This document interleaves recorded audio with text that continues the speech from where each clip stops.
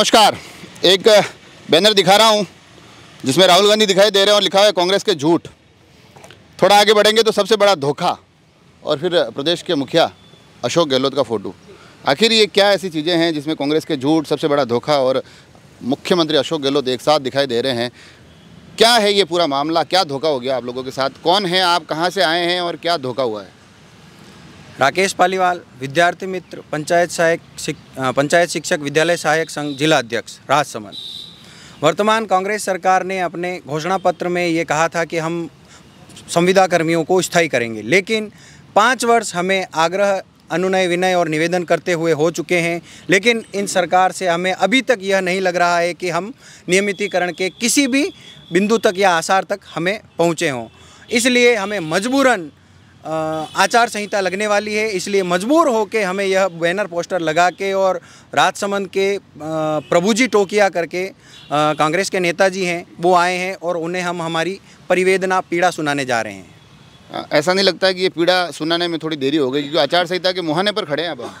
सरकार ने हमें संविदा सेवा अधिनियम के एक ऐसे झांसे में फंसा रखा है जिससे हमें अब तक लग रहा था कि हमारा स्थायीकरण हो रहा है, लेकिन वर्तमान में सरकार के द्वारा पहले तो 15 वर्ष अनुभव को जोड़ के नियमितीकरण करने की बात कही। उसके बाद में सरकार के द्वारा तुष्टीकरण की नीति अपनाते हुए केवल और केवल छूट जो दी गई उससे मदरसा पैरा टीचर स्थायी हो रहे हैं।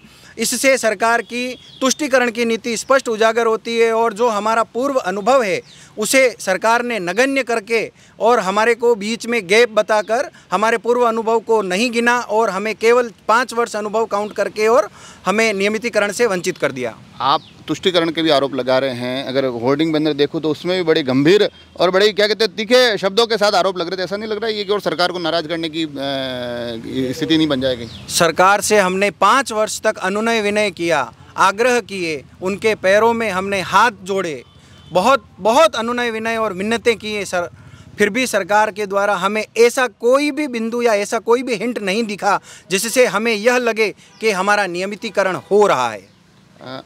अब अगर आज आप ऐसे प्रभु टोकियो से मिल रहे हैं, अभी कोशिशें भी कर रहे हैं, मगर इसमें एक मैंने लिखा हुआ है कि आखिर में कि संविदा कर्मियों के नियमित होने का खुला रास्ता, मगर ये रास्ता अभी तक खुला नहीं है। तो अगर रास्ता नहीं खुलेगा तो क्या होगा?